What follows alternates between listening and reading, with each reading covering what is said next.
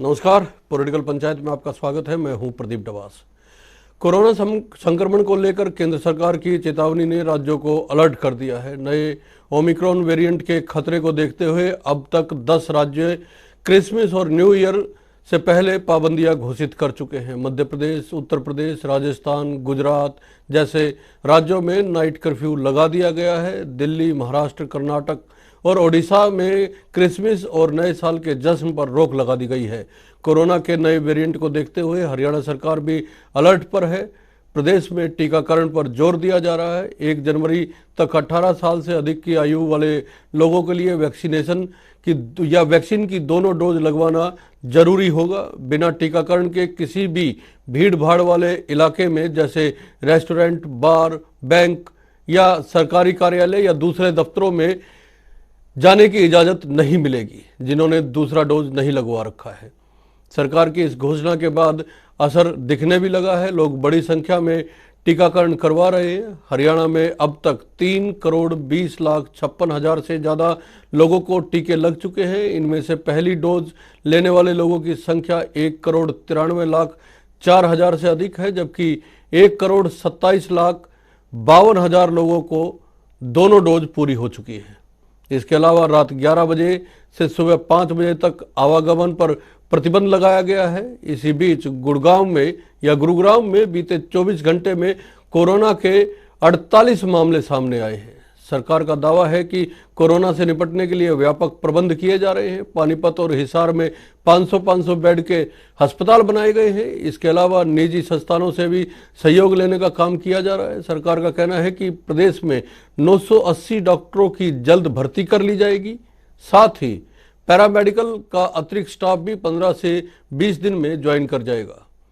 कोरियावास, भिवानी, जींद के मेडिकल कॉलेजों का वर्क अलॉट कर दिया गया है और यमुनानगर, सिरसा और गुड़गांव के मेडिकल कॉलेज का कार्य प्रक्रिया में है। दूसरी ओर कोरोना को लेकर विपक्ष सरकार को लगातार चेताने का काम कर रहा है। परसों ही समाप्त हुए विधानसभा के शीतकालीन सत्र के दौरान भी कोरोना के मुद्दे पर विपक्ष ने सरकार पर सवाल उठाए थे। जी, कोरोना के नए वेरिएंट को लेकर चिंताएं जताई जा रही है। एक्सपर्ट्स अपनी हिदायतें दे रहे हैं, सरकार अपनी तैयारियां कर रही है, विपक्ष सरकार को चेता रहा है। भारतीय जनता पार्टी से वीरेंद्र चौहान साहब आज हमारे साथ जुड़े हुए हैं, आनंद बियानी साहब कांग्रेस से जुड़े हुए हैं, रजत पंजेटा साहब इंडियन नेशनल लोकदल से हमारे साथ रहेंगे और एक खास मेहमान रमेश वर्मा जी जो कोऑर्डिनेटर हैं कोवैक्सीन ट्रायल टीम के भी और रोहतक पीजीआई में वरिष्ठ पद पर अपना कार्यभार संभाले हुए हैं। आप सभी का स्वागत है। डॉक्टर रमेश वर्मा, सबसे पहले आप ही से शुरू करेंगे क्योंकि दुनिया भर में इस वेरिएंट को लेकर चिंताएं जताई जा रही हैं। WHO ने अपनी सलाहें दी हैं, सरकारें जो हैं वो प्रतिबंध लगाने की कोशिशें कर रही है। कितना खतरनाक है, किस तरह की अभी तक रिसर्च में सामने आया है, क्या इसको लेके सावधानियां बरती जानी चाहिए और किस तरह की तैयारियां सरकारों की ओर से भी की जानी चाहिए, एक बार उसको लेके थोड़ा विस्तार में बताएं ताकि दर्शकों की समझ में आए। सबसे पहले मैं आपको धन्यवाद करूंगा कि आपने मुझे इनवाइट किया जनता टीवी के ऊपर। कोरोना का जो वेरिएंट नया है ओमिक्रॉन, इसके अंदर 50 म्यूटेशन हुई हैं। अल्फा, बीटा, डेल्टा जितने भी पहले वाले हमारे वेरिएंट आए थे उससे नया वेरिएंट है ओमिक्रॉन। ओमिक्रॉन का जो ट्रांसमिशन रेट है वो काफ़ी ज़्यादा है। उसका मतलब ये होता है कि वो एक इन्फेक्टेड पर्सन होता है कितने नॉर्मल बंदों को इन्फेक्ट कर सकता है, that is the infection transmission rate Omicron का काफ़ी ज़्यादा है as compare to the Delta जो पिछले वेव आई है, सेकेंड वेव जो आई थी। लेकिन अभी तक जितने भी डाटा अवेलेबल हैं वर्ल्ड के या इंडिया के अबाउट दी ओमिक्रॉन, वो ये शो कर रहे हैं कि ये सुपर माइल्ड टाइप का इन्फेक्शन है जी।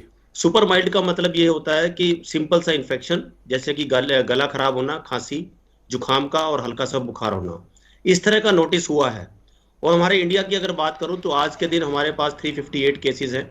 उसमें से काफ़ी मोर देन यू कैन 30-40% जो पेशेंट वो डिस्चार्ज भी हो चुके हैं, वो नॉर्मल रहे हैं, कोई एडमिशन नहीं हुआ, किसी की डेथ नहीं हुई है। लेकिन अगर इस ओमिक्रॉन से बचना है तो अपन दो ही चीज से बच सकते हैं। एक तो Covid appropriate behaviour Covid appropriate behaviour का मतलब यही है सोशल डिस्टेंसिंग, हैंड वॉश और फेस मास्क। ये 3 चीज आपने फॉलो करनी है, ये आपको फॉलो करनी पड़ेंगी आने वाले टाइम में भी, जब तक ये कोरोना का इन्फेक्शन पूरे वर्ल्ड में या हमारी कंट्री में रहेगा, जब तक अपने को कोविड एप्रोप्रिएट बिहेवियर फॉलो करना पड़ेगा जी। और दूसरा है वैक्सीनेशन। मैं रिक्वेस्ट करूंगा आपके माध्यम से भी लोगों को कि जितना जल्दी हो सके अपनी जो शेड्यूल है एज पर शेड्यूल, अगर किसी ने वैक्सीन नहीं लगवाई तो जितनी जल्दी हो सके वैक्सीन लगवाए। जिनकी सेकंड डोज रह गई है तुरंत एज पर शेड्यूल जो उनकी बची हुई है सेकंड डोज वो जरूर लगवाएं। क्योंकि मेरा ये मानना है, क्योंकि हम लोग ट्रायल कर रहे हैं कोवैक्सीन का, हमारा ये मानना है कि ये जो वैक्सीन है, जो कोई वैक्सीन हो, कोविशील्ड हो या कोवैक्सीन हो या स्पुतनिक हो, हमारी कंट्री में जो भी वैक्सीन अवेलेबल है, मेरे हिसाब से as public health specialist, as investigator, ये जो वैक्सीन है तीनों जो भी हमारी कंट्री में अवेलेबल है वो इफेक्टिव होनी चाहिए।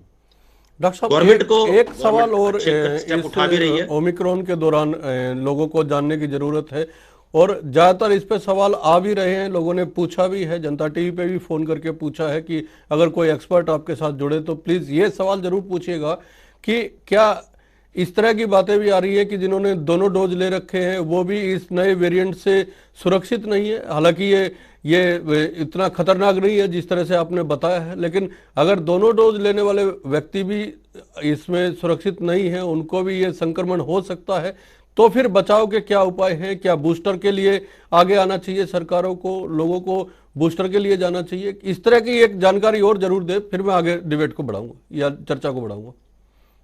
ऐसा कभी भी नहीं हुआ, जितने भी हमारी वैक्सीन ट्रायल या पीछे वैक्सीन हम लोगों ने लगाई हैं, जितने भी, फॉर एग्जांपल जितना स्पेनिश फ्लू आया या इन्फ्लुएंजा के आती है, जितनी भी स्ट्रेन या वेरिएंट चेंज होते हैं, तो जो वैक्सीन अवेलेबल है वो वैक्सीन हमेशा इफेक्टिव होती है जी। तो मेरा भी मानना ये है कि अगर हम 2 डोज कंप्लीट कर लेते हैं, चाहे कोई भी वैक्सीन लगवाएं, हमारे हिसाब से वो जो वैक्सीन है आपके अंदर प्रोटेक्टिव एंटीबॉडी पैदा करेंगी और आने वाले टाइम में ओमिक्रॉन से जरूर प्रोटेक्ट करेगी।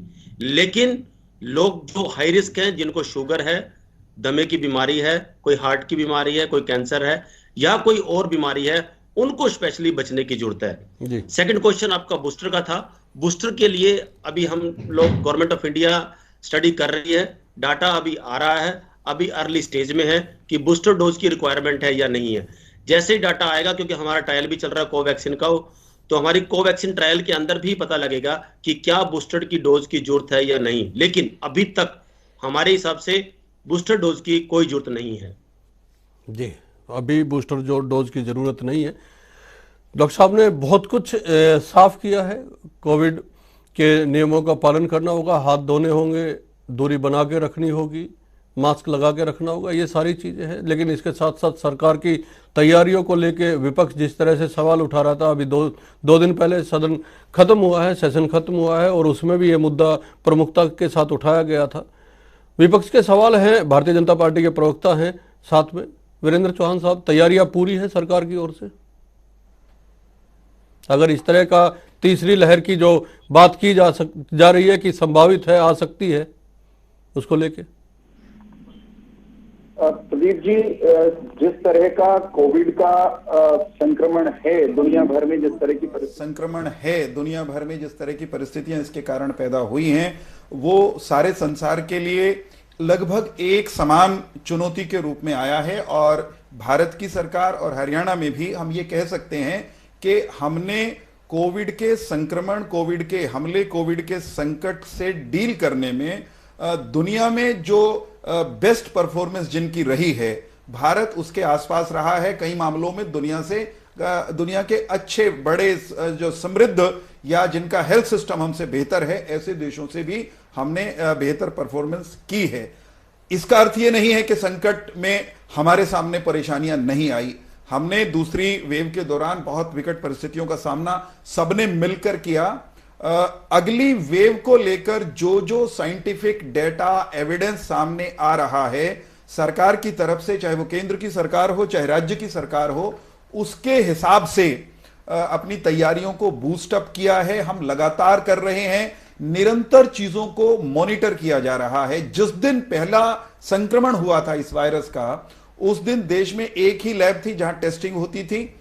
इस अवधि में टेस्टिंग का नेटवर्क बहुत बड़ा बढ़ा है, हर जिले में टेस्टिंग लेबोरेटरीज हैं, अस्पतालों की संख्या बढ़ी है, ऑक्सीजन प्लांट्स की संख्या बढ़ी है, आइसोलेशन बेड्स ठीक की है। संख्या ये सारी कई बातें गुना बढ़ी है। स्वास्थ्य मंत्री की ओर से भी कही गई है, लेकिन एक सवाल जो आज की तारीख में सबसे महत्वपूर्ण है, इस साल के शुरुआत में टीकाकरण की प्रक्रिया वीरेंद्र चौहान साहब शुरू हुई थी और यह लक्ष्य लिया गया था कि अगस्त तक प्रदेश के हर एक नागरिक जो 18 साल से अधिक आयु का है उसको दोनों डोज कंप्लीट कर ली जाएगी। अगस्त के बाद ये थोड़ा शिफ्ट हुआ, सितंबर आ गया, लेकिन आज की तारीख के जो आंकड़े हैं उसमें भी पहली डोज और दूसरी डोज के बीच में 46 लाख का अंतर है। आप कहते हैं कि अगर जिसने दोनों डोज नहीं ली है वो बैंक में नहीं जा पाएगा, वो सार्वजनिक स्थलों पे नहीं जा पाएगा, सरकारी महकमों में नहीं जा पाएगा।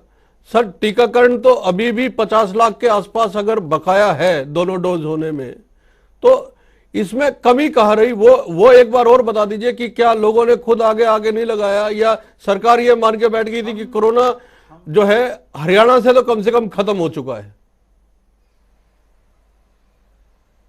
नहीं, मैं नहीं मानता कि सरकार ने या सरकार के किसी अधिकारी ने, सरकार के किसी जिम्मेदार व्यक्ति ने ऐसी कोई घोषणा की हो, ऐसा मान नहीं, लिया मान हो के बैठ गए। कि मैंने कहा नहीं घोषणा की, हम तो मैं कह रहा हूं निरंतर मान ये के बैठ कहते रहे कि नहीं।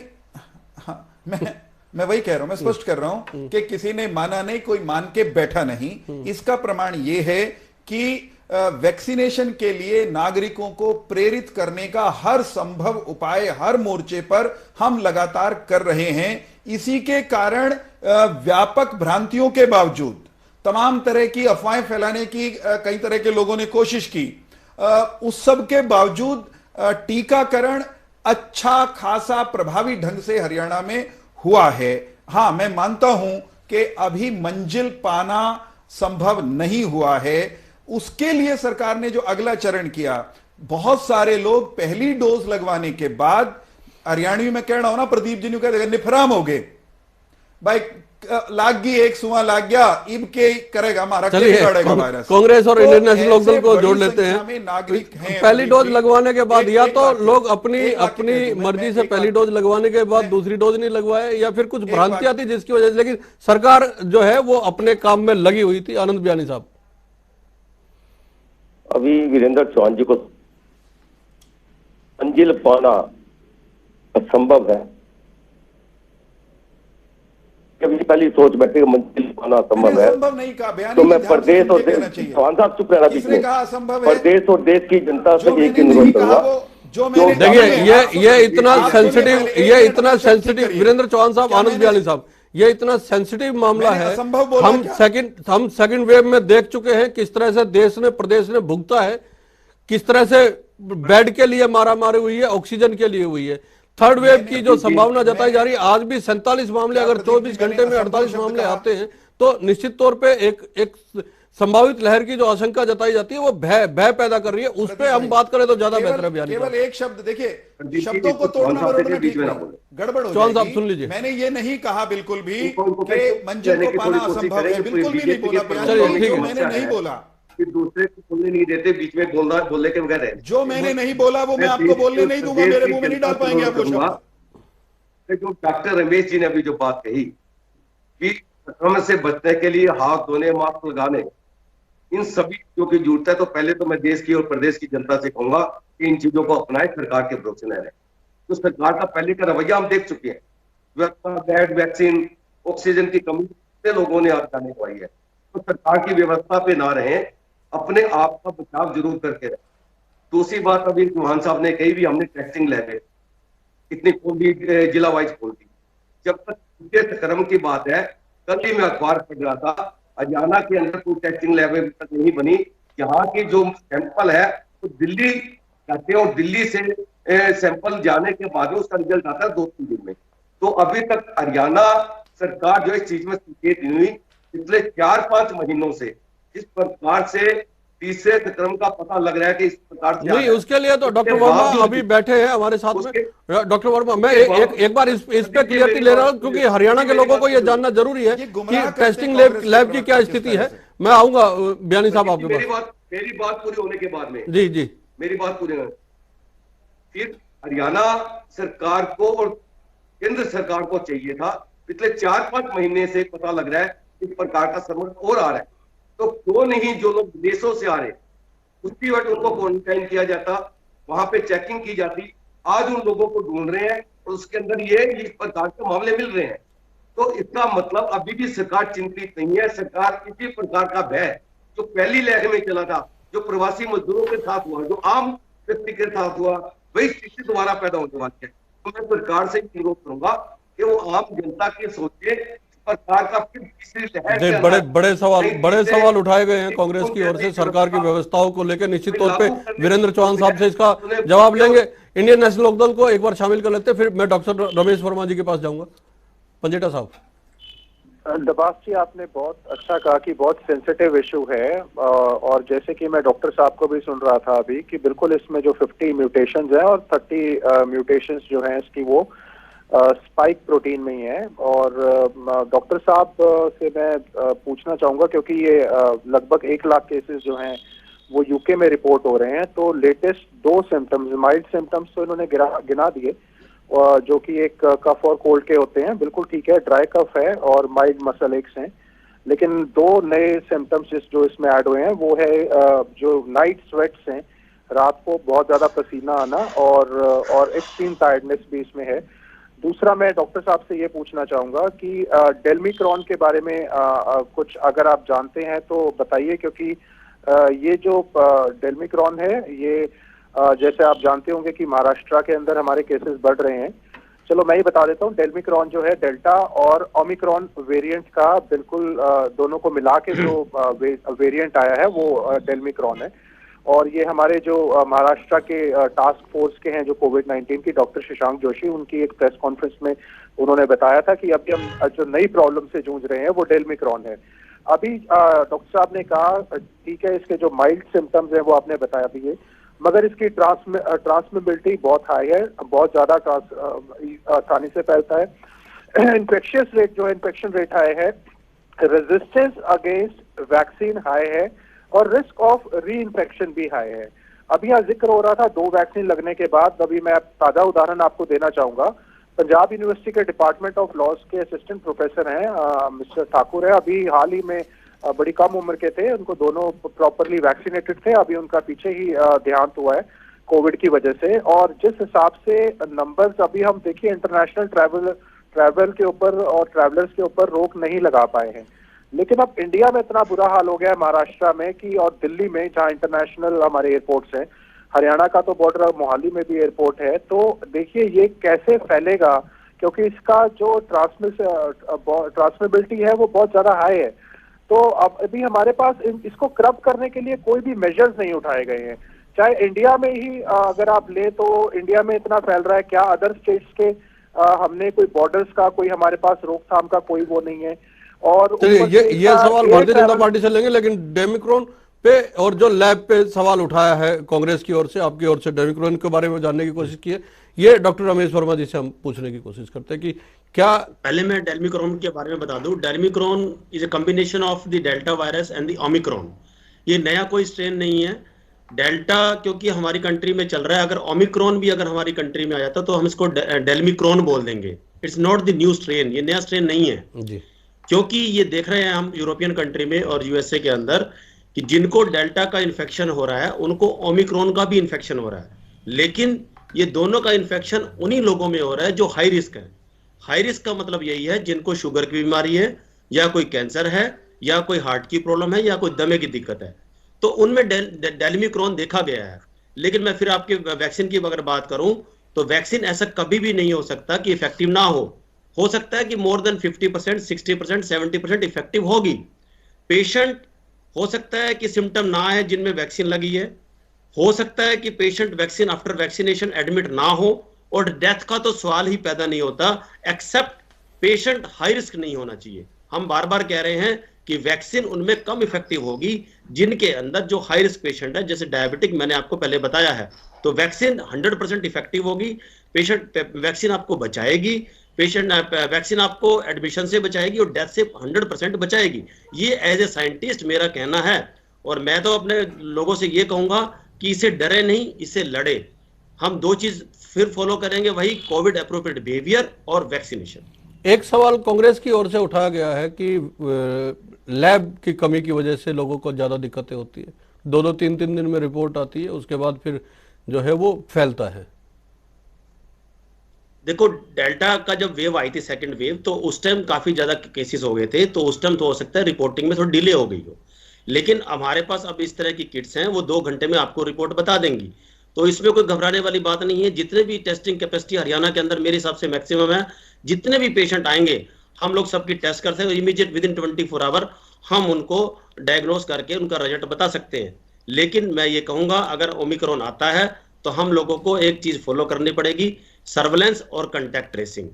सर्वेलेंस का मतलब यही है कि पेशेंट को आइडेंटिफाई करें और जो जो उनके कंटैक्ट में आए हैं उनको आइसोलेट करें या क्वारंटाइन करें। वीरेंद्र चौहान साहब, इंडियन नेशनल लोकदल की ओर से एक बड़ा वाजिब सा सवाल ये उठाया गया है कि जो लोग बाहर से आते हैं, ये अगर नया वेरिएंट आया भी है, हरियाणा में कुछ लोग इसके शिकार भी हुए हैं या संक्रमित भी हुए हैं, इससे इन्फेक्शन बढ़ा है, तो ये जिम्मेदारी तो सरकार की थी। जो बाहर से लोग आ रहे हैं उनका जैसे डॉक्टर साहब ने भी कहा कि ट्रेसिंग बहुत जरूरी है, उन पर निगाह रखी जाती है, क्वारंटाइन करवाया जाता। देखिए प्रदीप जी, आप भी अच्छे से ये जानते हैं कि जैसे ही दुनिया में इस नए वेरिएंट की चर्चा हुई, उसके तुरंत बाद केंद्र की सरकार ने चीज़ों को रिव्यू किया। बाहर के से आने जाने वाले हमारा जो यातायात है, व्यक्तियों का आवागमन है, उसको लेकर प्रोटोकॉल जो था वो निर्धारित किया गया और उसका पालन किया जा रहा है। परंतु आपको ये मानना पड़ेगा कि व्यवस्था को 100% इम्पोरस बनाना, कि उसमें जमाकती नाक का कोई फुट्टे नहीं, बिरड़ ना हो, ये शायद इतना सरल नहीं होता। सरकार निरंतर निगरानी कर रही है, लोगों को आइसोलेट किया जा रहा है। 980 डॉक्टरों की भर्ती की बात जो अभी कहा गया है, देखिए सर, लगभग 2 साल होने को है, लगभग 2 साल होने को है इस संक्रमण से पूरी दुनिया को जूझते हुए। 980 डॉक्टरों की भर्ती की बात अब कही गई है, तैयारियां पूरी करने की बात अगर कह रहे हैं, अगर अस्पतालों में डॉक्टर नहीं होंगे आप क्या करेंगे? 500 बेड के अस्पताल बना देंगे, लोग दाखिल होते रहेंगे, कितने लोगों को दाखिल कर लेंगे आप और कितनों को इलाज करवाएंगे? प्रदीप भाई, डॉक्टरों की नियुक्ति की बात हो या जो मैं बात कह रहा था, आपने मुझे वो पूरी करने नहीं दी, जो कि मुझे बहुत खराब लगता है जब बीच में अधर में आप प्रश्न के बीच में एकदम से दिमाग में आता है ना, फिर ये लगता है कि आप जो है ना वो डिरेल ना कर दे, है ना, क्योंकि आप महारत है इसमें, आपको है ना मैं, लेकिन जब मैं डिरेल होता हूं तो आपको अच्छा कैसे लग सकता है? आपका भाई हो ना। मैं ये कह रहा हूं कि सरकार की तरफ से हर प्रकार का जो नियम प्रोटोकॉल राष्ट्रीय स्तर पर बनाए जा रहे हैं, उनको राष्ट्रीय स्तर पर भी फॉलो करने का प्रयास किया जा रहा है। राज्य में भी हम कर रहे हैं, क्योंकि ह्यूमन सिस्टम है, उसमें कहीं ना कहीं कोई चूक हो जाती है और चूक होती है, उसके बाद भी हम निरंतर पहरेदारी पर हैं। यहां पर सबसे आवश्यक बात क्या है, वो ये है। एक सेकंड देखिए, मेरी बात नहीं पूरी हुई प्रदीप जी। बात आप प्रश्न किया, उसका उत्तर मुझे आपने बता दिया। बयानी साहब ने जो एक बात कही वो बड़ा जरूरी है हरियाणा के लोगों को जानना, कि कांग्रेस ने पहली वेव से लेकर के आज तक लोगों में पैनिक फैलाने में बड़ी भारी भूमिका निभाई है। अब बयानी साहब आपके चैनल पर बैठकर यह कहें कि हरियाणा में टेस्टिंग नहीं हो रही और टेस्ट के रिजल्ट जो है वो दिल्ली से आते हैं, तो ये इनकी जानकारी का अभाव है, ये मैं मानता हूं, डॉक्टर साहब ने भी बता दिया। लेकिन ये ऐसा कह के लोगों में पैनिक फैलाने का अपराध कर रहे हैं, ये मेरे लिए भी और आपके लिए भी चिंता का विषय है। जिन लोगों ने ये अगर जानकारी जो भारतीय जनता पार्टी की ओर से आरोप लगाया गया कि जानकारी अगर गलत दी जाती है किसी की ओर से भी, चाहे वो राजनीतिक पार्टी क्यों ना हो, तो एक भय का माहौल तो बनता है। बयानी साहब, ये भारतीय जनता पार्टी का आरोप, हमने आप पैनिक फैलाने का काम कर रहे हैं। मैंने एक छोटा सा वाक्य मुझे कह लेने दीजिए बयानी साहब से, केवल एक वाक्य कह लेने दीजिए, समय भी तो नहीं है ना। जिन लोगों ने टीके की दूसरी डोज नहीं लगवाई, जिन लोगों ने टीके की दूसरी डोज नहीं लगवाई प्रदीप भाई, हमने घर घर जाकर के उनको टीका लगाने का ठीक अभियान शुरू किया है, हुआ जवाब तो ले हमारी लीजिए। कोशिश है आपने तो सब कोई कुछ भी कर दिया। टीके के विपक्ष कवच से ना बचे। विपक्ष का तो सवाल फिर भी वही खड़ा है ना, अगर किया होता तो सब कुछ सेकंड वेव के आपके प्रबंध सामने आ गए थे, और थर्ड वेव सीट पे अगर खड़ी है, अगर आ सारी जाती दुनिया है में तो सारी उसको दुनिया लेकर में सवाल तो सारी विपक्ष दुनिया में करेगा ना वायरस सर। रुक गया क्या सारी दुनिया के प्रयासों के बावजूद? बयानी साहब बोलिए। बेतुके सवाल ना करे, तर्क पर आधारित नहीं, बात तर्क कर ले। पे ही है ना सवाल तो। इसमें ये क्लियर कट छपा है कि 48 केस जो है दिल्ली भेजे गए थे और उसमें से 3 केसों की अभी तक रिपोर्ट आई है। क्या अखबार में छपी है? बयानी साहब नहीं बोल रहे, क्या अखबार में छपी है कि अभी तक हरियाणा में लैब चालू नहीं हुई है? आपको यही नहीं पता, आपको यही नहीं पता। तीसरी लहर के लिए अब तक ऐसा उन्होंने नहीं अपनाया। बात करते हैं जो अखबार में खबर को ठीक से पढ़ने का अभ्यास शुरू करिए बयानी साहब, आप फिर भ्रम नहीं फैलाएंगे। किस किस चीज का? हरियाणा के हर जिले में परीक्षण के लिए प्रयोगशाला है, पीजीआई समेत बड़े संस्थानों में अच्छी बड़ी प्रयोगशालाएं हैं, और आप कह रहे हैं कि टेस्टिंग दिल्ली हो रही है। ये भ्रम नहीं फैला रहे आप क्या? और डॉक्टर लहर की बातें बता रहे हैं। डॉक्टर साहब ने तीसरी लहर की बात नहीं बताई। ये तीसरी लहर के जो भी सैंपल आए हैं वो दिल्ली भेज के टेस्ट हुए, ना कि हरियाणा में हुए हैं। अरे डॉक्टर साहब ने भी ये भी नहीं कहा, आप सुन भी नहीं रहे, उनको भी नहीं सुन रहे, मुझे भी नहीं सुन रहे। डॉक्टर साहब ने कहा कि जब अधिक मरीज आ गए थे तो रिपोर्टिंग में समय लग गया हो गया। दिल्ली किसी को नहीं भेजते थे उस समय भी। हरियाणा में रहा करो बयानी साहब, दिल्ली तब भी नहीं भेजते थे, दिल्ली तब भी नहीं भेज रहे थे, दिल्ली तब भी नहीं भेज रहे थे। आपको पता ही कुछ नहीं है, भ्रम फैला रहे हो।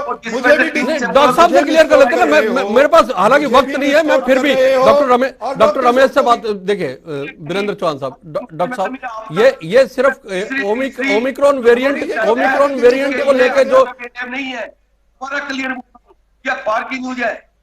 एक बार बात कर लेते हैं, डॉक्टर साहब से बात कर लेते हैं। झूठ बोलने की बयानी साहब सुन तो लीजिए। चौहान साहब देश और प्रदेश की जनता के विषय में सोचें। सरे हम आप झूठ बोल रहे हो बयानी साहब, और फिर बीच में दखल दे रहे हो। हमारे पास चौहान साहब सुन लीजिए, डॉक्टर साहब बता रहे हैं, सुन लीजिए चौहान साहब, बयानी साहब सुन लीजिए। अभी तक नहीं कर पाए। Doctor Ramesh Verma please. आपके दिमाग में चिंता नहीं है, खाली राजनीति पे बैठते हैं। डॉक्टर रजत वर्मा, रमेश वर्मा जी सॉरी।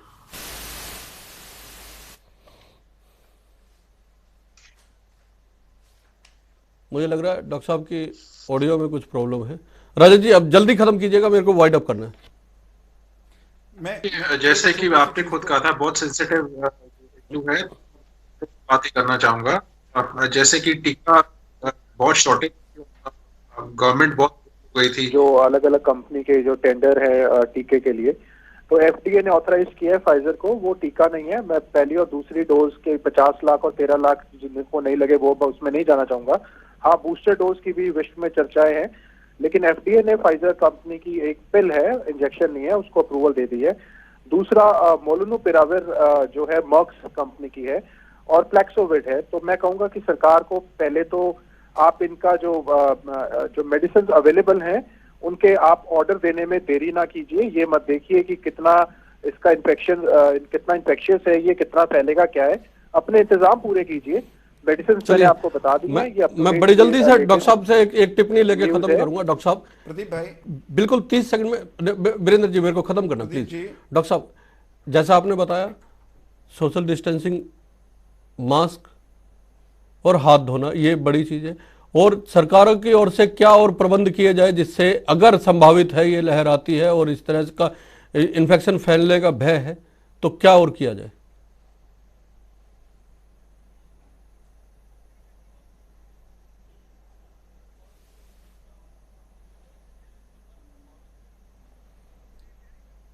प्रदीप भाई, डॉक्टर रमेश वर्मा जी के आवाज में मुझे लग रहा है कुछ दिक्कत है। वीरेंद्र जी जल्दी खत्म कीजिएगा, मैं वाइड अप करूंगा। मैं केवल एक बात जोड़ना चाहता हूं। मुझे सिर्फ ये कहना है कि नया वेरिएंट आने के बाद औषधियों को लेकर, बूस्टर डोज को लेकर वो कितना फैलेगा, कितना चिंताजनक है, इस सब पर अफवाहों पर आधारित बात नहीं होनी चाहिए। केंद्र सरकार की जो संबंधित एजेंसीज हैं उन्होंने भी, और आज भारत के स्वास्थ्य सचिव ने कहा है कि हम वैज्ञानिक डेटा और उसके वैज्ञानिक विश्लेषण के आधार पर अपनी रणनीति निर्धारित कर रहे हैं। जी, हर वैज्ञानिक दिन, हर डाटा और वैज्ञानिक तथ्यों के आधार पे अपनी तैयारियां पूरी कर रहे हैं। डॉक्टर साहब, आप बोलना चाह रहे हैं कुछ जल्दी से? मैं चाहूंगा एक बार डॉक्टर साहब को ले।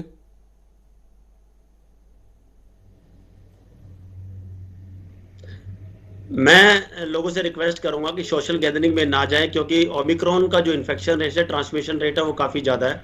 एक इन्फेक्शन पेशेंट जो होता है वो काफी नॉर्मल बंदों को फैलाता है, तो सोशल गैदरिंग अलाउड ना हो। और जैसे पॉजिटिव केस आता है, surveillance and the contact tracing, ये 2 चीज जरूर फॉलो करनी चाहिए। जी,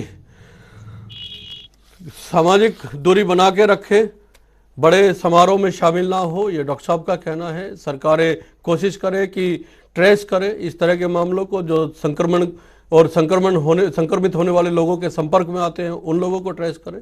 विपक्ष का कहना है कि सरकार की तैयारियां अभी भी अधूरी है। बहुत बहुत धन्यवाद, नमस्कार।